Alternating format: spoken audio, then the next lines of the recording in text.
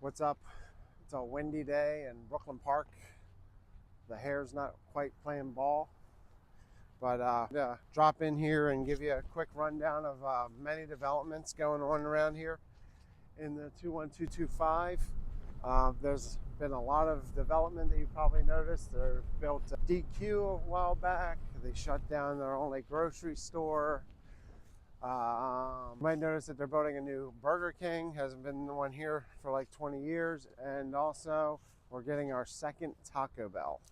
That's right. If you notice, they're building something right next to the Walgreens. That's going to be a Taco Bell.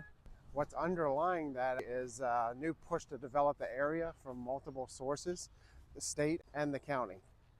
So they're actually offering tax incentives right now for them to redevelop the road fronting shopping areas. One thing on the agenda, they're also looking to redevelop a community center where the library is, right behind the McDonald's, by the fire department. Also, there is a big incentive right now to redevelop the housing. They're aggressively trying to redevelop the old housing in the area. There's a lot of properties that haven't been updated in a long time. There's a lot of real estate that's unoccupied, run down, falling down, and local investors are looking to pick those properties up for redevelopment. Right now, there's no official housing development in place because there isn't much room to build around here.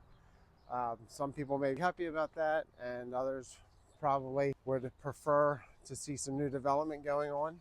They're also conducting walkability studies and transit studies to improve the overall pedestrian traffic of the area.